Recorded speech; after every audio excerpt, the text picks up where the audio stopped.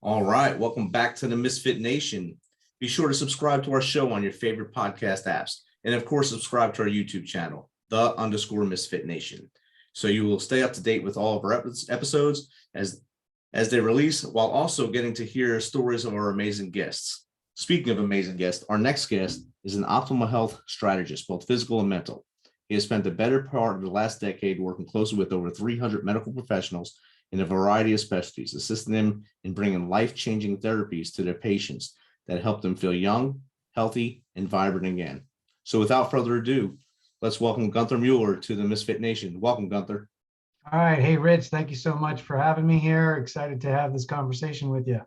Awesome. I read your bio, and I said I haven't had someone with this background before on here. We've had a lot of meditation, breathing experts, and other centering folks on here. And I said, let me try to get someone on here that can try something else for the audience and see what they can do to help us. So if you don't mind, just tell us a little bit about yourself, from far back as you want to go to where we are now. Yeah, so that's how I got into this. I've basically had an entrepreneurial life over the last 30 years. I've probably had to reinvent myself 6 times. I grew up in New York City, 1984, went to Colorado to ski some big mountains, went to college out there, did all the typical things that everybody's told to do, go to college, get good grades, you'll get a good job. And a job just never lined up with me. I just really couldn't do it. So after college, I went to Alaska, did some commercial fishing. Then I got into the food distribution business, did that about for 10 years, created an online company. I've been in the coffee business, the solar business, the medical field for the last decade, trained a bunch of physicians on how to do hormone optimization, nutritional optimization, things like that. So all those things have worked out great, made, sold millions of dollars worth of products and things like that. But there was one thing in my life that kept happening, and this is what I want to share with your audience today. There's really only 3 places we can be, and that is like stuck, meaning nothing is changing in our life. It's like Groundhog Day every day, right?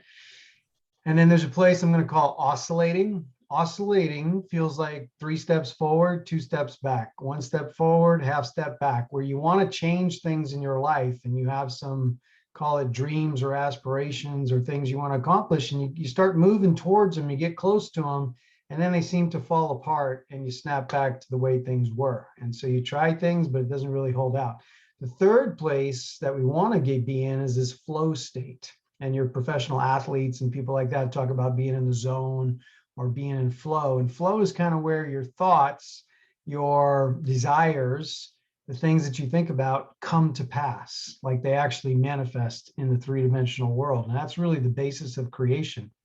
So we live in a quantum physical field.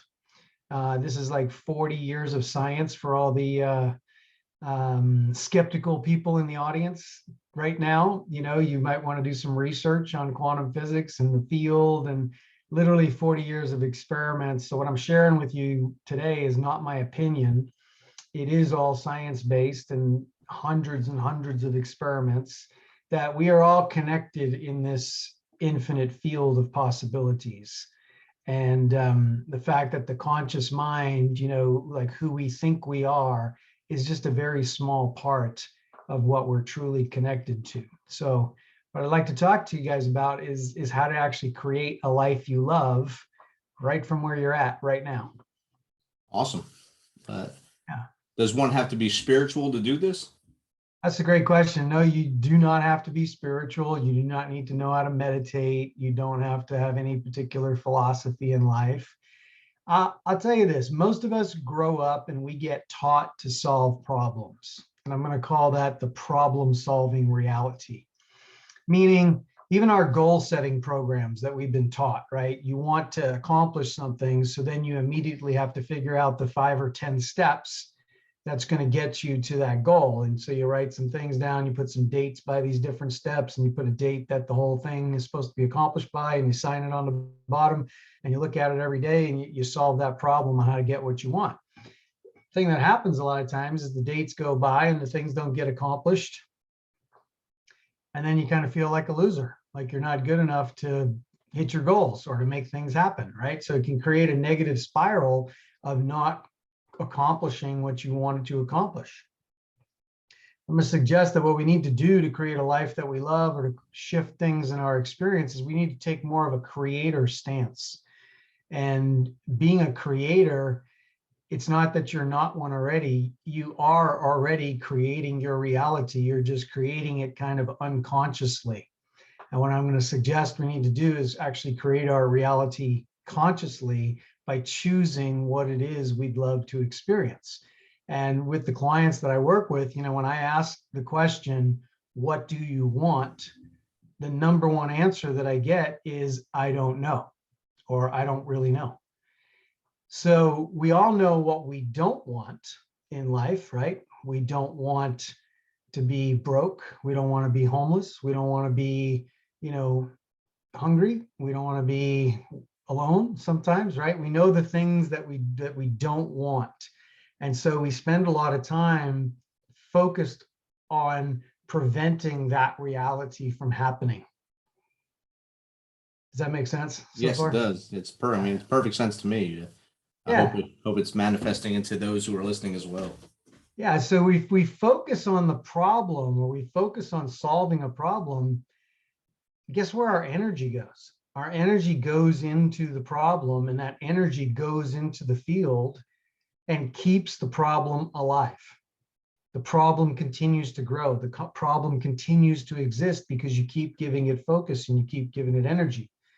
So with the quantum physical reality, I'm going to suggest what we need to do is step up to the other side and take a creator stance. And what a creator does, a creator imagines the way they would love it to be. They're not focused on the problem or trying to fix the problem.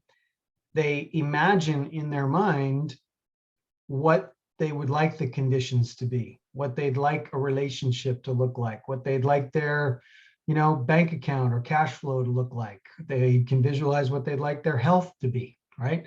I think I shared with you before the show, there's really only 3 buckets in life from my chair, from my view. There's money, there's love, and there's health. And there might be a miscellaneous bucket there, but most people's desires or problems or things that they want to improve in their lives are either money related, love and relationships related, kids, spouses, whatever, up and down the family tree chain, relationships, and their health. Obviously, in the last 2 years, we've been dealing with a mass consciousness around ill health or being infected. And that fear, that, whole consciousness is affecting everyone on the planet. And knowing what I'm going to share with you today is one of the critical tools that if you focus on not getting infected, for an example, where is that energy going? That energy is going on the problem, and you're going to do things and strategies to prevent infection.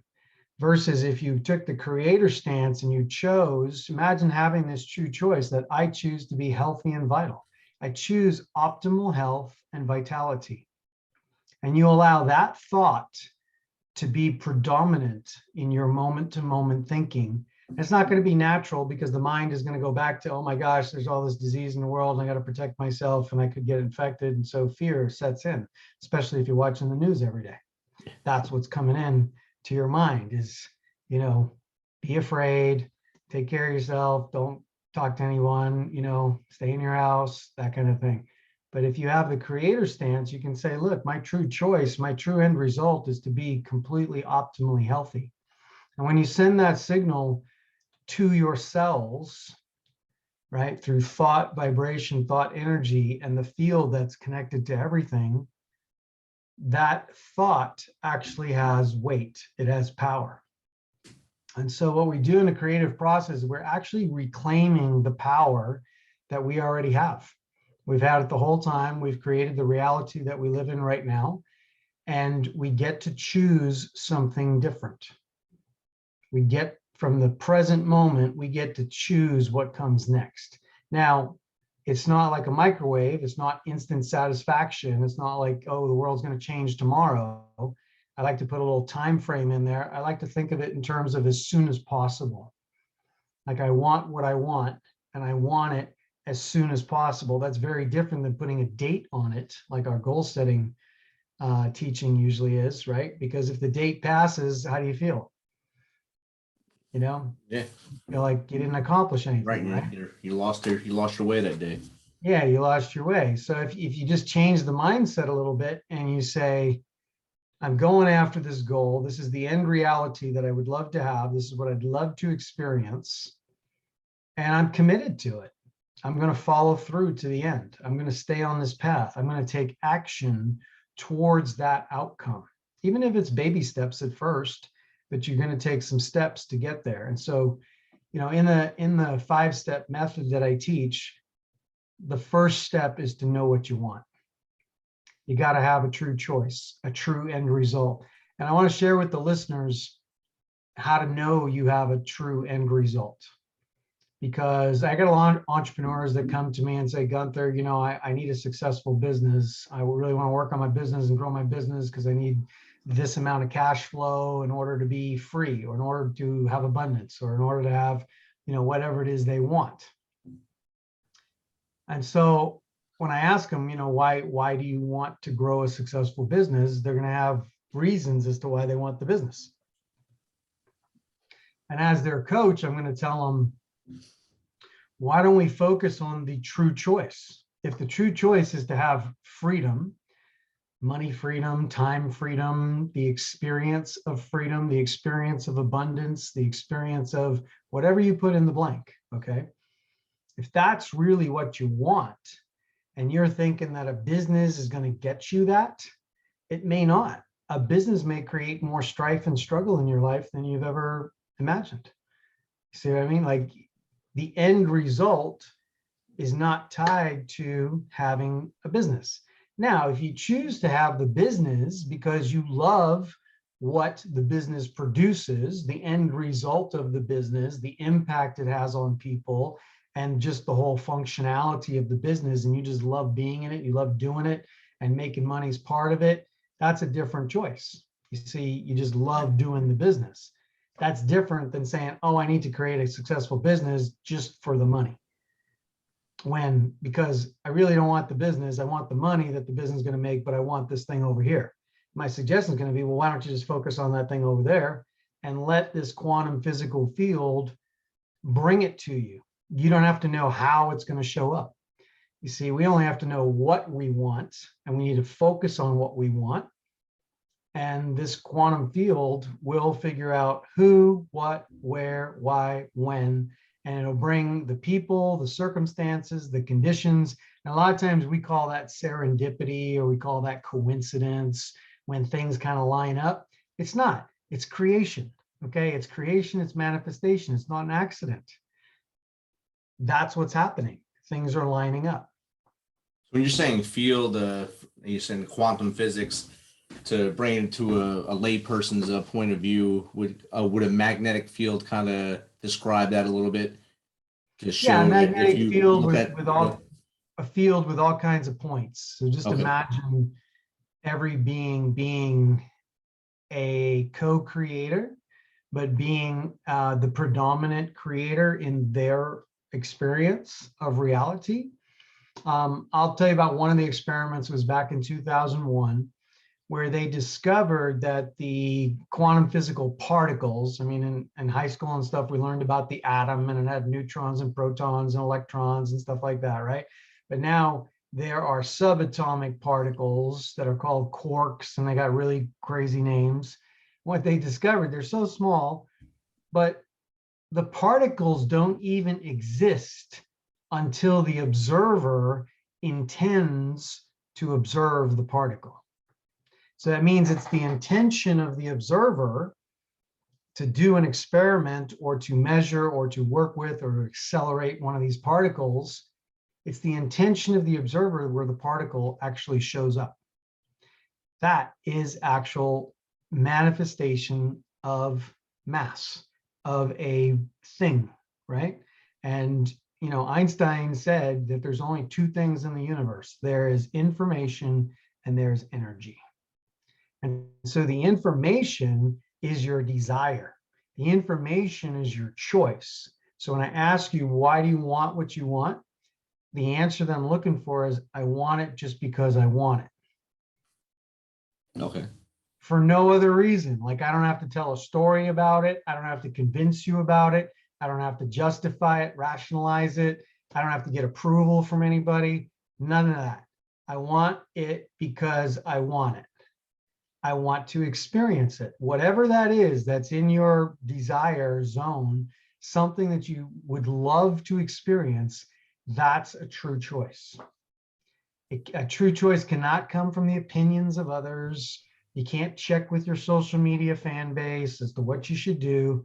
A true choice comes from within. It's something that you specifically would love to experience.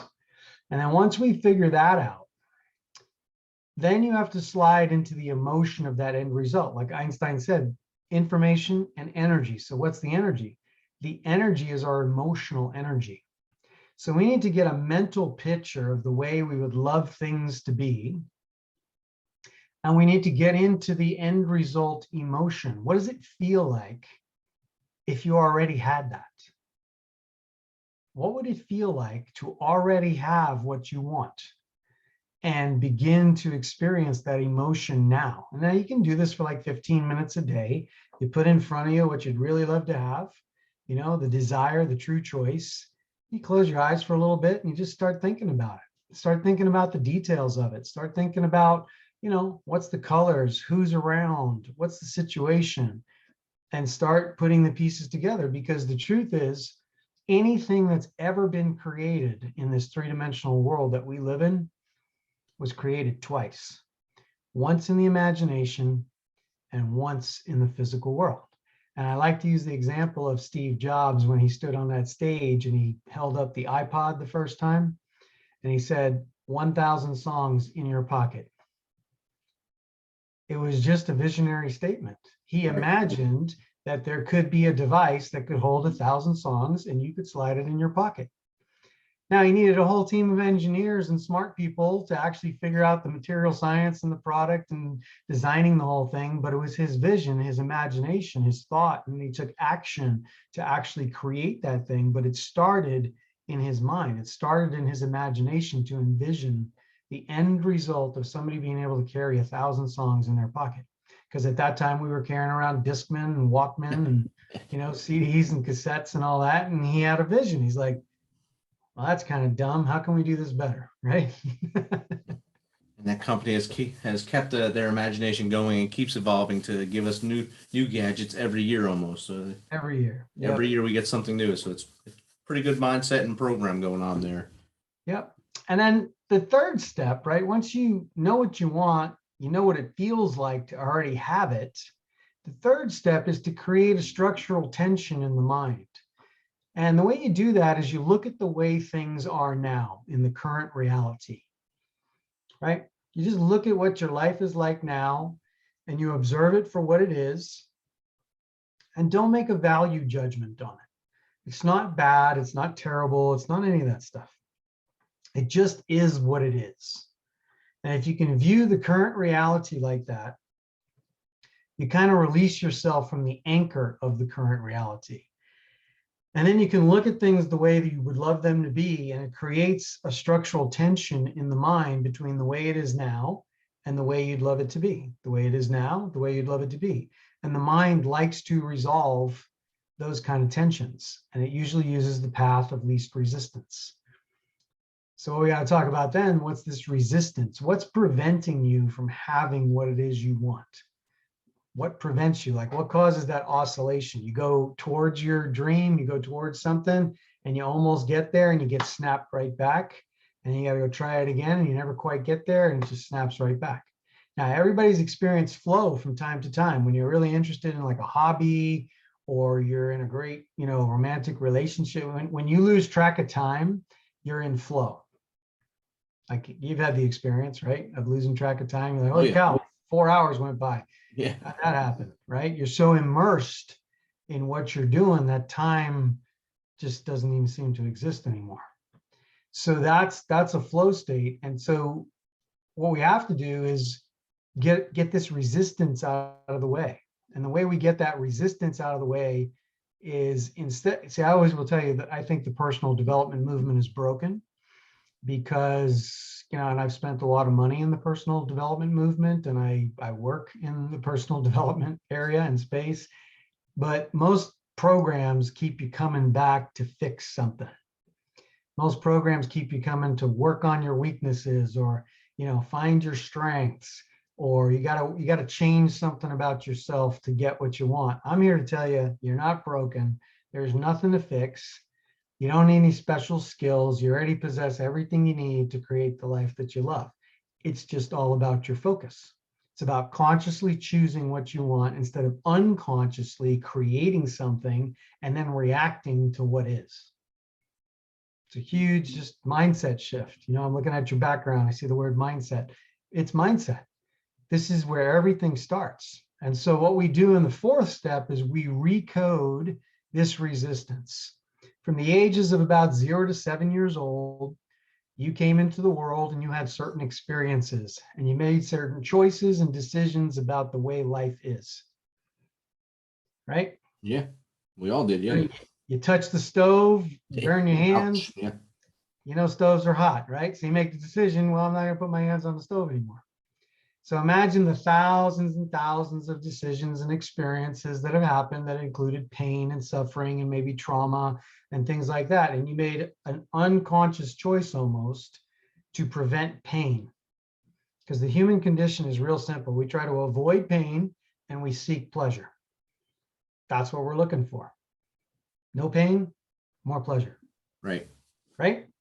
And so you make decisions as you're going through life. You make other decisions when you're a teenager. You make other decisions, maybe in your 20s about how not to get, disappointed or your heart broken or whatever, comes across. I'm not going to do that again. Right. That was dangerous. That was bad. I'm not going to do that. But as you get older in life, some of those decisions that you made about how it is here no longer serve you.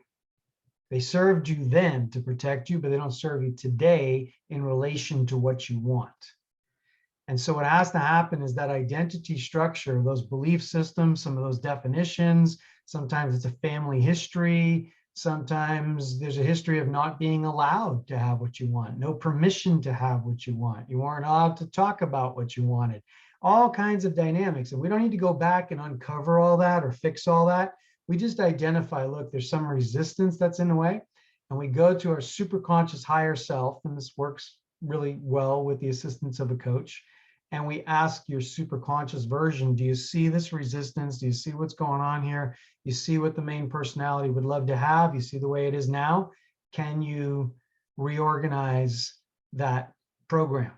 Because it's an unconscious program, and it's like 90% of who's doing the work and who's creating what's going on. So when we shift that identity structure in the program, it feels just lighter. It feels like a burden comes off your shoulders. It just feels like there's more possibility in the world. And then the fifth step is to take obvious action. And what I mean by obvious action is just that.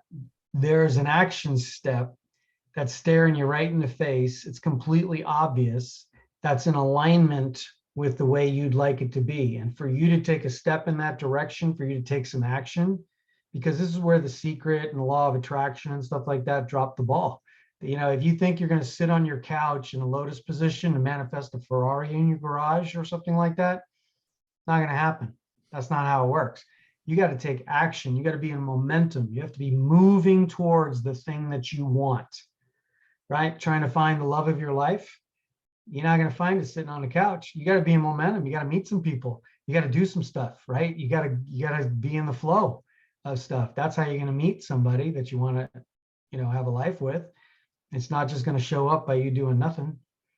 So being in action, and I mean obvious action. I'll give you an example in the health and wellness space. Somebody wants to improve their health. The obvious action might be to drink more water and less soda. The obvious action might be to eat less fast food and eat more meals prepared at home. Obvious action might be, I should make an appointment with my doctor and get checked up because I haven't seen him in 10 years. It's kind of obvious, right? It's like, that's what I mean by obvious action. Sometimes very simple steps, but when you take those steps, you're moving in the direction of what you said you wanted. whether it be health or better relationships or more money, whatever it is, the experience of abundance, the experience of freedom. So those are the 5 steps, and it's like rinse and repeat. You just do those on a regular basis, and you'll see that your identity structure shifts. And when your identity structure shifts, your reality changes with it. Now, I want everybody to understand your reality, your life, the way you live it, it's like a holographic movie where you're the main character. Imagine that you're sitting in a movie theater and you actually walk into the screen and you become the main character. And everybody else is playing a part. You're the producer, you're the director, you wrote all the scripts. As a creator in your reality, you've manifested everything that you're experiencing in your life right now. Now, that could be good news or it could be bad news, because some people react to that and they say, no way would I have created what I got going on. This is terrible. This sucks, right? Nothing to do with me. Yeah, I didn't do this. Well, the truth in the quantum physical scientific field is that, yes, you did. And, they always say hindsight is 20/20. When you look back on your life, you can kind of connect the dots, and you can see how you got to where you are today. The decisions you made, the choices you made. Because if you look at your life, it's just a series of choices. From the moment you wake up in the morning to the time you go to bed at night, you're making one decision after another. Like, what time are you going to wake up? Are you going to have a cup of coffee? You're not going to have a cup of coffee. What kind of coffee? You're going to go out to have coffee? You're going to make your own coffee. You're going to get dressed today? You're not going to get dressed today. Well, if you're going to get dressed, what are you going to wear? Right? It's choices which have been turned into habits for many people, and they become unconscious. We just go through the motions. And so what we have to learn to do is kind of create an observer awareness and look at our life kind of like an airplane flying over our life at 30, 40,000 feet. And we need to get a perspective to be able to choose what we want. We look at our life and say, look, this is the way it is now, but I get to choose something different. I get to pick a different experience, and I can manifest it or create it by changing what I focus on. I'm not going to focus on fixing the problem. I'm not going to focus on, my attention on what's wrong. I'm going to focus my attention on the way I would love it to be. And I use the word love very specifically. This is not a whim. This is not, oh, I'd like to have it. It'd be cool if I had. No, it's something you would love to experience, because it needs that energy behind it. It needs that emotional energy behind it. It's something that you really, really, really want. And you'd be committed to actually getting that experience showing up in your life for real. Awesome. If someone's listeners out there that say, oh, I want to try this out, should they start with something that's like a small object to go for? My goal right now is to physically look at that wall there and say, I want to run through it, or I want to lose 10 pounds. Should it be something small that they go for, or a big goal to make their life happier?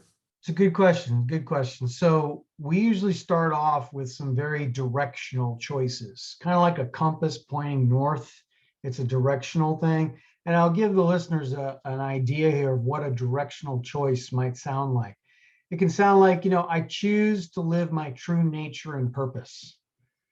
I just choose it because a lot of people are suffering from lack of meaning or fulfillment or purpose in their life, in their job, in whatever they're doing, in their relationships, And if it's meaning or you living your true nature or being who you really are, if that's like a deep desire, and that's where the frustration in life comes from, a global choice or a directional choice would be to focus on the choice, I choose to live my true nature and purpose, and then take some obvious action to go do that.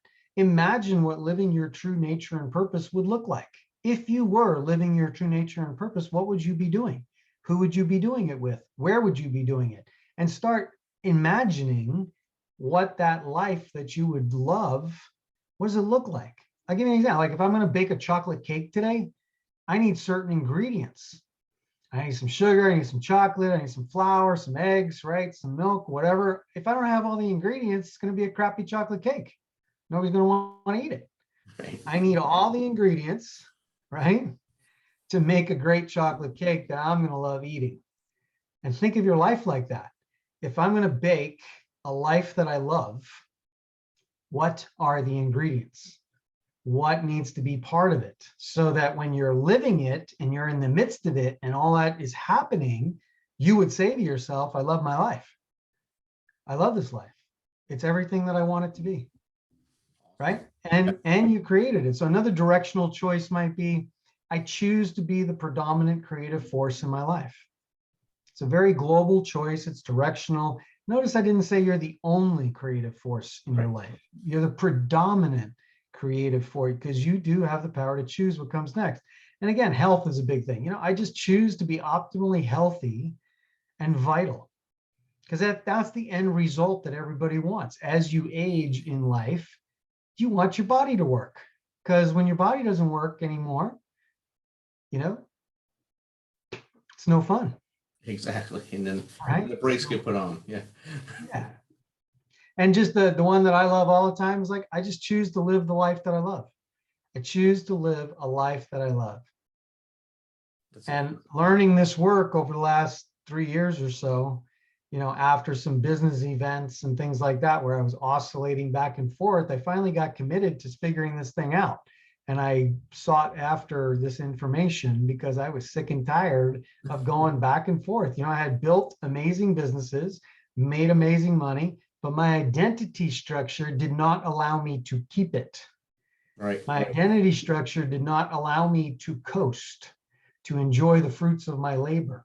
I wasn't good enough to just coast. I wasn't worthy enough to coast. I wasn't, that was my identity structure. And when I worked on that identity structure and I moved that structure, the reality changed. All right. That's all I can tell you. When the identity structure shifts, the reality is congruent with the identity.